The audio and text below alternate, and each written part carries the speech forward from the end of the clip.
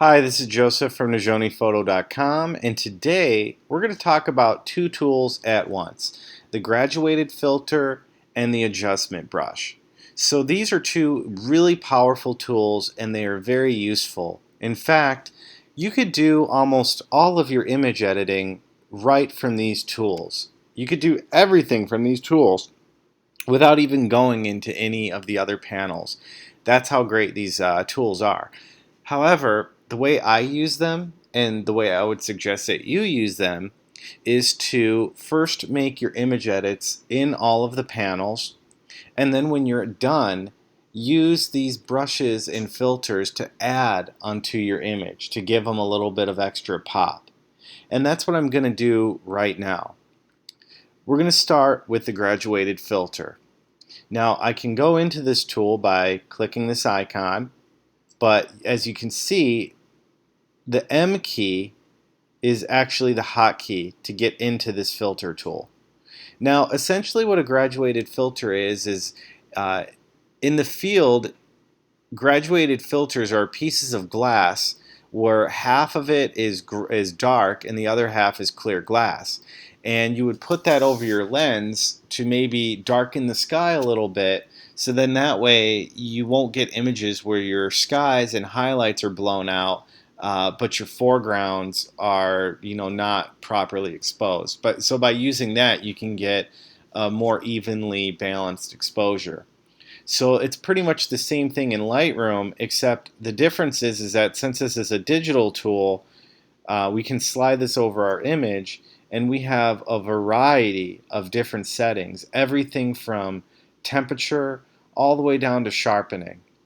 So let's first talk about applying this brush. It's really easy. All you do is open your tool and simply click over your image. Now, how I have it set here is I put my exposure all the way up to 4 when I'm applying my filters. And the reason why is that I just like to get a really good view out of what I'm doing. And I feel like this is the best way to do it with this particular tool. Now, you can also use you can click this button down here. This is called the mask overlay, and it's actually going to show you this. It's going to show you where all of these effects will be applied. But I don't really find it really all that helpful with the graduated filter tool. I still think that if I bump up my exposure all the way, that I just get a better understanding of exactly where this filter effect is going to be set. Okay. One thing too is this toolbar. You can get this to disappear and reappear by tapping the T key. Okay? Alright, moving on. We can hit the delete key to delete our filter, but let's apply it again. Now when we're applying this, if we hold down the shift key, it will level our filter for us. So it's very, very helpful so you don't accidentally get it all screwed up. If we let go of the shift key, you can see that you have complete freedom in how you drag this filter around. So you can drag it diagonally on either side. You could even flip it upside down like so. It's a little hard right here. Okay, let's see. Having a little bit of trouble with this. Okay, there we go. Yeah, so you can flip this upside down, and you can move it like this by clicking onto the center little dot, and you can also expand it so that you get more of a feathered approach to this filter. So it's extremely customizable. I mean, really, the sky's the limit with this thing. I really like it a lot. So let's talk about this image and what we're trying to do. So I have this completely post-processed, and what I really want to do is add a little bit of pop to the sky. And the graduated filter is definitely the right tool to use for that. So what I'm going to do is I'll hold the shift. I'm just going to apply this to my image. Now I don't want this effect to really touch the mountains at all. So I'm going to bring it up to just about the peak of this mountain. And I'm going to let go of my keys. Now I will reset my settings by tapping on this setting name. And again, I want to make the sky pop a little more. So since it's a blue sky, the first thing I can do is adjust my temperature. Now with any of these settings, you can drag the sliders if you want, but if you know me, you know that I don't like using the sliders in that way. I prefer to control everything with my keyboard. So to do that, all you have to do is click on these numbers here, and you can apply these settings by hitting the up and down arrows. If you hold the shift, you can be a little more heavy-handed. You'll apply this setting at a higher increment. So we're going to go ahead and apply -10 of temperature because we want to make it a little more cool. We might also decrease the exposure just slightly, barely even noticeable. We can also decrease our highlights just to kind of bring a little bit more detail into our highlights. We can maybe bring up our clarity. Our clarity is already set to 10, so we're going to leave that alone. We could maybe add a little bit of dehaze. That looks nice, but let's not go that far. Let's go to about 6. And finally, saturation. 20 is too far. We'll go with, was that 20? I think I assumed that was 20. No, it applied it by 10. So let's split the difference and go to 5. Okay. Now, we can hit this toggle switch to see a before and an after. That looks pretty good, but it's a little bit heavy-handed. So to balance this out a little more, I'm going to add a little bit more warmth to our temperature. Just a little bit more. Add +3 warmth to kind of balance out that blue, make it look a little bit more natural. So again, when you are applying these settings on top of edits that you've already done, you want to be very subtle in your approach when you're working with these filters and these brushes, because it's really easy to go too far and add a lot of pixelized colors and things like that. If you're sandwiching edits on top of edits on top of edits, especially if you're working with files that don't have a lot of information in them, such as JPEGs or small resolution files.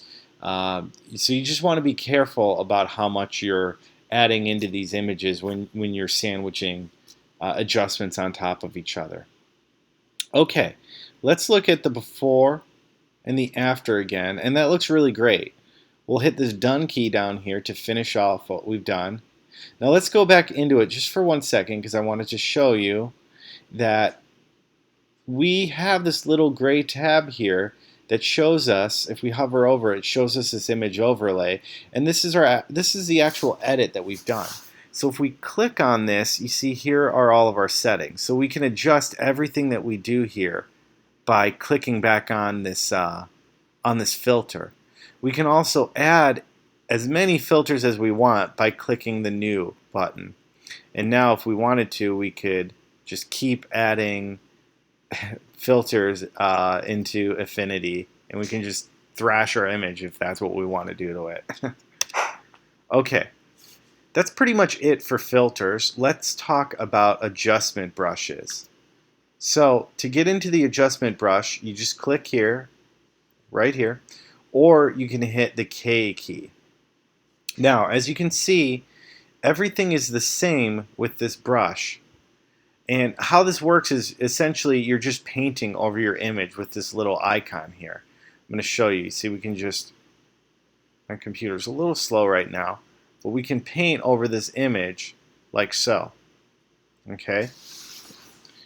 Tap the delete key and you can delete your adjustment that you just applied.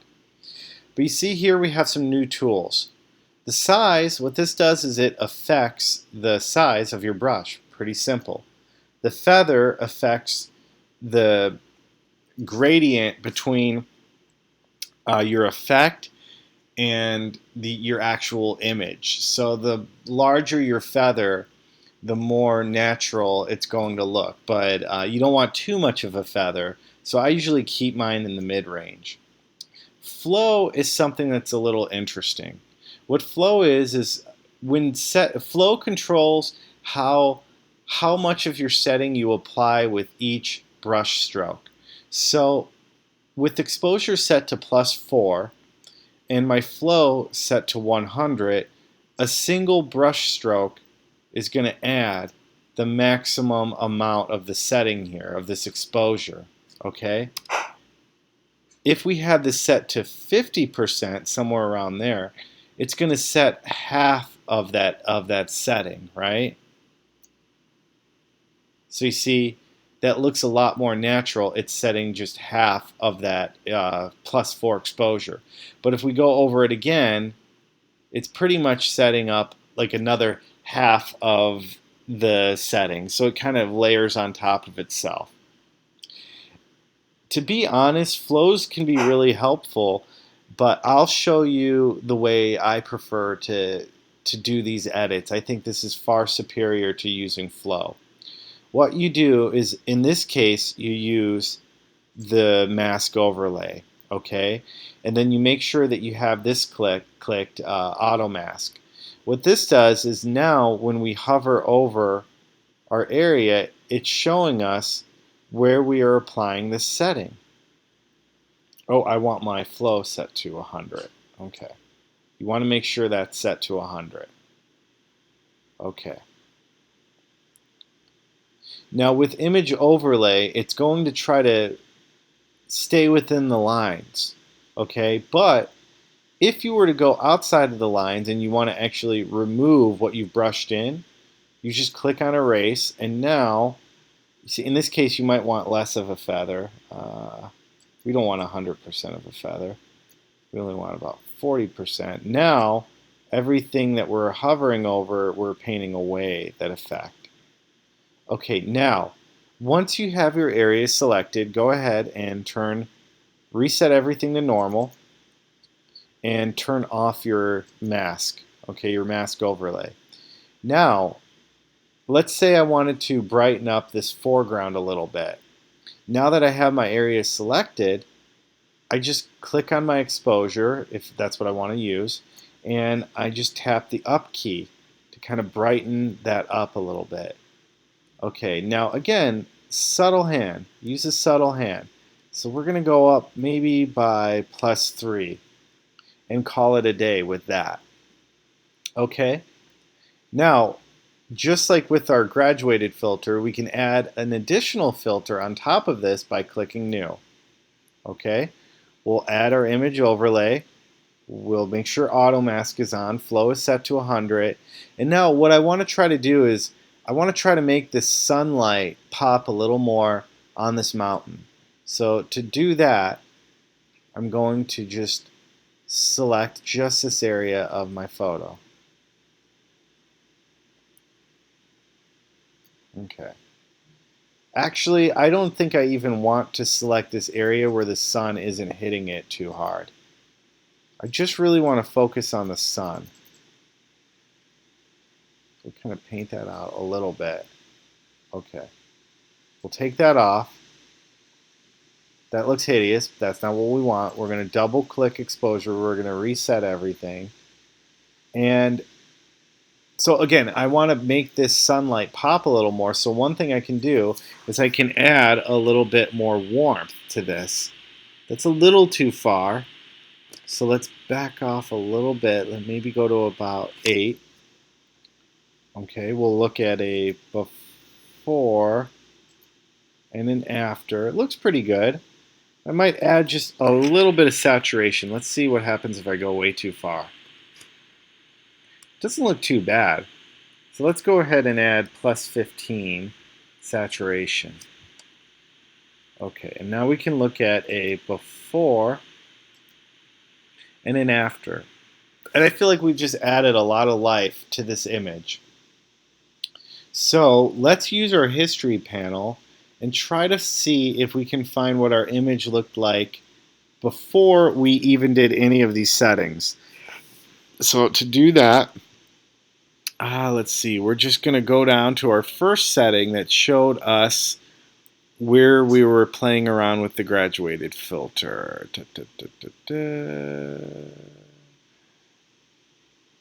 I can't really find it for now, but if I would have cleared out my history, it would have been a little easier. But for now, this looks pretty good, and that's really all I have to say right now about these filters and brushes. So keep playing around with these, and you're going to see it's going to add a lot of life to your photos. Thanks for watching, and have a good one.